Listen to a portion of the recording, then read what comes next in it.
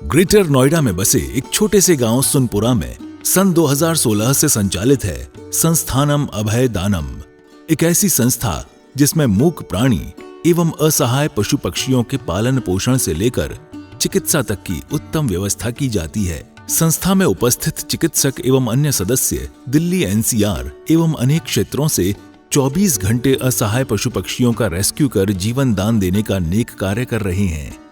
संस्था में ज्ञान दानम गुरुकुल भी चलाया जा रहा है, जहां छोटे बच्चों को लौकिक शिक्षा के साथ जैन धर्म एवं जीवन उपयोगी संस्कार भी दिए जा रहे हैं।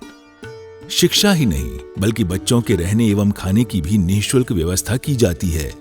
इनके साथ ही संस्थान में औषधानम आयुर्वेदिक एवं प्राकृतिक चिकित्सा केंद्र में चिकित्सकों के परामर्श से लोगों का उपचार निःशुल्क किया जाता है। संस्था में हथकरघा एवं हस्तशिल्प प्रशिक्षण केंद्र भी संचालित है, जिसमें युवाओं को विभिन्न कलाओं का निःशुल्क प्रशिक्षण प्रदान किया जा रहा है। सन 2017 में इस परिसर में श्री दिगंबर जैन मंदिर की स्थापना भी की गई, जहां अरिहंतगिरी तमिलनाडु से लाई गई मूलनायक भगवान शांतिनाथ की मनोहारी प्रतिमा लगभग 500 वर्ष प्राचीन है। प्रतिमा इतनी निराली है कि हर कोई इन पर मोहित हो जाता है। मंदिर जी में प्रतिदिन प्रभु का अभिषेक, शांति धारा एवं पूजन होता है। वर्तमान में पशुजन्य दुग्ध पदार्थ क्रूरता मुक्त न होने के कारण यहाँ अभिषेक हेतु वनस्पति जन्य विकल्पों जैसे कि नारियल जल, पुष्प एवं फलों के रसों का प्रयोग किया जाता है। क्षेत्र पर हस्तलिखित पांडुलिपि संग्रहालय, जैन वीगन ऑर्गेनिक भोजनालय, गुरुकुल निर्माण का कार्य निरंतर चल रहा है। यदि आप भी ऐसे मनमोहक स्थान संस्थानम अभयदानम के किसी भी कार्य एवं क्षेत्र में सहयोग देना चाहते हैं तो संपर्क करें 9868356946 9329322040। आचार्य श्री उमा स्वामी विरचित तत्वार्थ सूत्र पाठशाला। मंगल आशीर्वाद परम पूज्य आचार्य श्री 108 श्रुत सागर जी महाराज, परम पूज्य आचार्य श्री 108 प्रमुख सागर जी महाराज। प्रेरणा स्रोत परम पूज्य मुनि श्री 108 प्रणम्य सागर जी महाराज एवं परम पूज्य पाठशाला प्रणेता मुनि श्री 108 हनुमान सागर जी महाराज। नमन करता स्वर्गीय श्री उमाशंकर जैन गाजियाबाद वाले।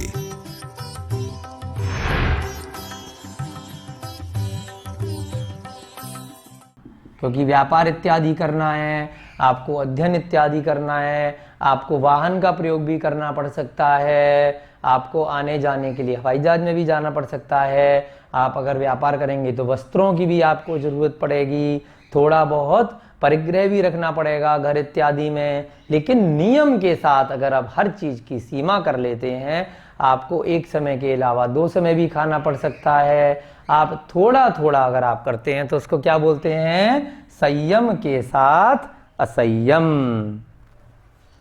तो इसका नाम क्या है? संयमा संयम, संयम के साथ असंयम। और ऐसे ही ये जो लिखा था छायाक्षमिक चारित्र, यहां पे आप लिख लीजिए, इसका दूसरा नाम क्या है? सराग संयम, यानी कि राग के साथ संयम। राग का मतलब क्या है? ये जो 9 कषाय हैं, है ना, जो हमारा रति अरति इत्यादि। तो राग के साथ संयम, थोड़ा बहुत राग है, वो भी दबा हुआ है ना, वो ऊपर नहीं आया, दबा हुआ राग। तो राग के साथ संयम, यहां पर संयम के साथ असंयम, वहां पर असंयम नहीं है, अभी जीव असंयम ही नहीं हुआ, यहां पर असंयमी है ना। तो क्या मतलब? ये किसको बोलते हैं हम? प्रतिमाधारी श्रावक को। पहली प्रतिमा से लेकर के 11 प्रतिमा तक के व्रत जिन्होंने ले रखे हैं, वो भी जब समय मिलेगा आपको आगे के अध्यायों में सारे प्रतिमा व्रतों के बारे में भी बताया जाएगा।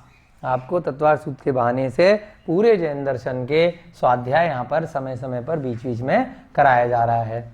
आपका समय भी हो रहा है क्लास का, बस ये वाला सूत्र कंप्लीट करके फिर आगे का सूत्र आपको कल कराएंगे। क्या बोलते हैं इसको? अभी पूर्ण चारित्र प्रकट नहीं हुआ, पूर्ण चारित्र प्रकट नहीं हुआ। एक देश व्रत ले लिए, है ना। यहां पर क्या है, महाव्रत हो गए। मुनि महाराज का मतलब क्या है, महाव्रत, है ना। और यहां पर जो 5 प्रकार के पाप थे, हिंसा, झूठ, चोरी, कुशील, परिग्रह, आपके आगे के अध्याय में आएंगे 5 पाप। कौन कौन से, हिंसा, झूठ, चोरी, कुशील, परिग्रह का एक देश त्याग किया है, संक्षिप्त अवस्था में त्याग किया है, कुछ कुछ उसमें गृहस्थ को छूट मिली हुई है। महाव्रत में हिंसा, झूठ, चोरी, कुशील, परिग्रह का पूर्ण रूपेण त्याग है, पूरी तरह से त्याग होता है। यहां पर क्या हुआ, प्रतिमाधारी श्रावक, जो क्षुल्लक, ऐलक इत्यादि होते हैं, या आरिका माताजी इत्यादि हैं, वो सब भी प्रतिमाधारी में ही आते हैं। उनको 11वीं प्रतिमा, अंतिम प्रतिमा बोलते हैं। प्रतिमाधारी श्रावक 1 से 11 प्रतिमा तक की श्रेणी इनकी होती है ना। इसमें गृहस्थ श्रावक, जो आप घर में रह के भी ले सकते हैं, है ना, गृहस्थ श्रावक भी होते हैं, और साथ में क्षुल्लक, ऐलक और आरिका माताजी, क्योंकि वो दिगंबर अवस्था नहीं धारण कर सकती। ठीक है, इन सभी को क्या बोलते हैं हम, प्रतिमाधारी श्रावक बोलते हैं। इनका गुण स्थान कौन सा होता है, इन सबका 5वां गुण स्थान, पंचम भी बोलते हैं। इनका कौन सा था, 6वां और 7वां, यहां पर 5वां गुण स्थान। अब जितने भी हमने ये छायब शमिक पढ़े, ये छायब शमिक का क्या मतलब है ना। अष्टादश कहां से आया, ये सारे की सारे मिला के हमने क्या लिखे थे, ये सभी कितने हो गए, 18 कुल। नीचे आप लिख लीजिए अष्टादश, क्योंकि पिछले सूत्र में अष्टादश वर्ड आया था। तो ये सभी कितने होते हैं, अष्टादश, यानी कि 18 भाव इस प्रकार से छायोपशमिक भाव होते हैं। और इनको छायोपशमिक इसलिए कहा क्योंकि इनमें गुणों का अंश प्रकट होता है, पूर्ण गुण प्रकट नहीं होते। पूर्ण गुण प्रकट होते ही वो छायिक भाव बन जाते हैं। यहाँ ये लाइन लिख देते हैं आपके लिए कि इनको छायोपशमिक भाव इसलिए कहा क्योंकि यहाँ पर गुणों का अंश प्रकट होता है, पूर्ण गुण नहीं। आगे आपके समझ में बहुत ही बड़े बड़े सूत्र हैं, समझना है अच्छे से। तो हम ये सब चीज जब समझ जाएंगे तो धीरे धीरे हमारा भी ज्ञान का क्षयोपशम होने लगेगा। अब इस सूत्र का कंप्लीट अर्थ नीचे आप लिख सकते हैं, अर्थात इस प्रकार, है ना, 18 यानी अष्टादश छायोपशमिक भाव होते हैं।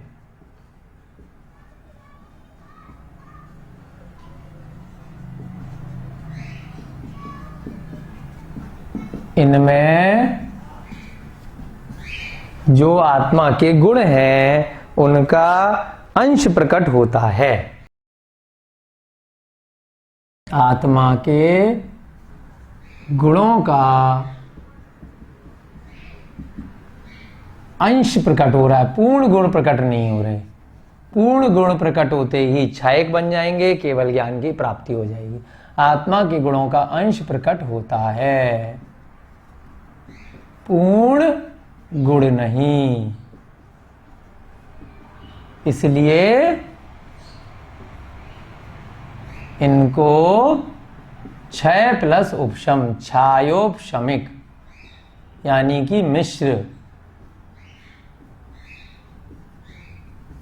कहते हैं। संयमा संयमाश्च, तो यहां पर आपको व्याख्या करी थी। संयमा संयमाश्च क्या होता है कि जो प्रतिमाधारी श्रावक होते हैं, 5वां गुण स्थान, यानी कि धीरे धीरे करके आत्मा में जैसे ये 5 भाव होते हैं ऐसे ही 14 गुण स्थान होते हैं। जीव जब 13वें गुण स्थान में पहुंच जाता है तो उस अवस्था को क्या बोलते हैं? केवली अवस्था, अरिहंत अवस्था। और 13वें गुण स्थान से उसके बाद 14वें गुण स्थान में पहुंचता है, उसको बोलते हैं सिद्ध अवस्था। 13वें गुण स्थान में 4 कर्म, जो घातीय कर्म है, हमने उस दिन 4 घातीय और 4 अघातीय कर्म बताए थे, 13वें गुण स्थान में वो 4 कर्म नष्ट हो जाते हैं। 12वें गुण स्थान में क्या होता है? क्षीण मोह, यानी कि मोह का पूर्ण रूप से क्षय हो जाता है। उसी समय बाकी के जो 3 थे, मोहनीय कर्म के अलावा ज्ञानावर्णी, दर्शनावर्णी और अंतराय, ये सभी भी पूरी तरह से एक साथ चले जाते हैं। तो 4 एक एक करके 6 नहीं होते, जो 4 घातीय कर्म है एक साथ ही होते हैं। ऐसे ही जो बाकी के 4 हैं अघातीय, वो भी कोई एक एक करके नहीं हो रहे। आयु, नाम, गोत्र और वेदनीय, ये भी एक साथ जैसे ही आयु कर्म पूरा होता है, नाम, गोत्र, वेदनीय भी एक साथ समाप्त हो जाते हैं और जीव का शरीर यहीं रह जाता है। और सिद्धिशिला में जाकर के जो आत्मा होती है, जो उसका अंतिम जो शरीर होता है, उस साइज की होती है, उससे बहुत थोड़ा सा, जो शास्त्रों में आया है, कुछ कम, यानी कि जो अंतिम शरीर है उससे कुछ कम स्वरूप आत्मा जिस अवस्था में अंत में उन्होंने ध्यान अवस्था लगाई थी, वो 2 प्रकार की अवस्था हो सकती है, या तो पद्मासन की अवस्था हो सकती है या शीर्षासन की अवस्था हो सकती है। और मुख कौन सा होता है अंतिम समय में जो ग्रंथों में आया है? या तो उत्तरमुखी होंगे या पूर्वमुखी होंगे। तो उसी अवस्था में, उसी दिशा में वो आत्मा सिद्धिशिला पर जाकर के विराजमान स्थिर हो जाती है अनंत काल के लिए। मध्य लोक से सीधे ऊपर जाती है और सिद्धिशिला पर विराजमान हो जाती है। कौन से गुण स्थान में होती है? 14वें में। 13वें में कहाँ होती है? यहीं रहती है संसार में, मध्य लोक में, परंतु उनका मोक्ष पक्का हो जाता है, केवल ज्ञान हो जाता है। अब उनमें किसी प्रकार का कोई मोह नहीं रहता। उससे पहले जो 12वें गुण स्थान में क्या होते हैं? क्षीण मोह, यानी कि जो हम मोहनीय कर्म कल बता रहे थे, मोह पूरी तरह से क्षीण हो जाता है। अब 5वें से लेकर जितनी भी आगे के गुण स्थान हैं, वो सारी की सारी दिगंबर अवस्था में होती हैं। 5वें गुण स्थान तक हम सभी लोग जो भी क्लास कर रहे हैं, अगर वो गृहस्थ हैं, अगर वो जिन धर्म में आस्था रखते हैं, अगर उनको लगता है कि वो सम्यक दृष्टि हो गए हैं और उनको मोक्ष मार्ग पर इस भव में या अगले भव में आगे बढ़ना है, तो अपनी क्षमता के अनुसार वो कोई भी नियम इत्यादि त्याग ले सकते हैं। पहली प्रतिमा से लेकर 11वीं प्रतिमा तक, यानी कि ये एक सीढ़ी बताई है दिगंबर मुनिराज बनने से पहले तक की। आप धीरे धीरे करके पहले गुण स्थान से, मिथ्यात्व से निकल के दूसरे, तीसरे, चौथे, 5वें में जा सकते हैं। सीधे 5वें में जाने के लिए क्या बताया है कि संयम, संयम के साथ असंयम, थोड़े नियम ले लिए और थोड़ा असंयम गृहस्थ श्रावक होने की वजह से बचा रह गया। ठीक है, तो जो क्षुल्लक, एलक इत्यादि भी होते हैं, चूंकि वो वस्त्रों के साथ होते हैं, उनका कुछ कुछ परिग्रह रहता है, कुछ सीमा रहती है। जैसे उनके आचार्य महाराज ने जिस प्रकार की सीमा, छूट उनको इत्यादि दी होती है, उसके हिसाब से वो भी एक उत्कृष्ट श्रावक की श्रेणी में आते हैं। श्रावक जो हम लोग, अगर हमने नियम नहीं लिए, कोई भी त्याग इत्यादि नहीं किया, हमने जो पहले सूत्र में आपको पहले अध्याय में बताया था, मात्र जानकारी है कि जिन धर्म ये है, ऐसा है, तो जानकारी होना श्रावक नहीं कहलाता। जो आमतौर पर चलन में लोग बोल देते हैं कि जितने भी जैन हैं, जैन धर्म में जन्म हुआ, चाहे वो कुछ भी खाते पीते हो, कुछ भी उनका रहन सहन हो, जिन धर्म में उनको बिल्कुल भी ज्ञान हो ना हो, तो उनको जनरली श्रावक नहीं बोलना चाहिए। श्रावक का मतलब क्या है? श्रद्धावान, विवेकवान, और अंतिम शब्द बहुत इंपॉर्टेंट है, क से क्रियावान, यानी कि वो अपने आचरण में भी वैसी क्रियाएं करे जैसी कि जिनवाणी में बताई है, जितना उसके साथ संभव हो। तो श्रावक मुख्य रूप से किसे बोला? जिसने कुछ ना कुछ अपनी क्षमता के अनुसार, चाहे पहली प्रतिमा के ही नियम लिए हों और आगे की सीढ़ियों में धीरे धीरे बढ़ा हो। तो इसमें 3 प्रकार के श्रावक आ गए, जघन्य, मध्यम और उत्तम। जघन्य जिन्होंने थोड़े नियम लिए, मध्यम थोड़े और लिए, और उत्तम या उत्कृष्ट जो ऐलक इत्यादि क्षुल्लक माताजी बन गए। तो इस प्रकार से इनको क्या बोलते हैं हम, संयमा संयमाश्च। ये भी क्या होंगे, छायोपशमिक में आएंगे। क्यों आएंगे, क्योंकि उनका भी पूर्ण रूप से प्रकट नहीं हुआ है। उससे पहले क्या था, चारित्र। चारित्र में क्या है, इससे ऊपर की श्रेणी है, लिखा बीच में है क्योंकि हर सूत्र में सम्यक्त और चारित्र एक साथ चल रहा था, परंतु छायोपशमिक चारित्र इसके बाद वाला है। ये 5वां गुण स्थान है और ये वाला कौन सा गुण स्थान है, 6ठा और 7वां। यहाँ पर मुनि महाराज 6ठे गुण स्थान में वो वाले मुनि महाराज होते हैं जिन्होंने गृह त्याग कर दिया है, दिगंबर निर्गंथ अवस्था को ग्रहण कर लिया है, तो उनको क्या बोलते हैं, 6ठे गुण स्थान के। परंतु जब वो ध्यान अवस्था में हैं, जब उनका जो हमने 4 प्रकार की कषाय बताई थी, पहली अनंतानुबंधी, दूसरी अप्रत्याख्यानावरण और तीसरी प्रत्याख्यानावरण, चौथी संजुलन। तो यहाँ पर 7वें गुण, 6ठे गुण स्थान में क्या रहेगा, चारित्र तो ग्रहण कर लिया परंतु पूर्ण अभी नहीं हुआ, क्योंकि उस समय वो अन्य कार्यों में लिप्त हैं। प्राकृतिक वातावरण में स्थित है। यहाँ बहुत सुंदर हसमुख प्रतिमाएं, नेमिनाथ भगवान की, मुनीश्वरनाथ भगवान की दर्शन करके मन प्रफुल्लित हो जाता है। यहाँ पे गौशाला चल रही है, पशु पक्षियों के लिए प्राकृतिक वातावरण है और खाने की भी यहाँ उत्तम व्यवस्था है।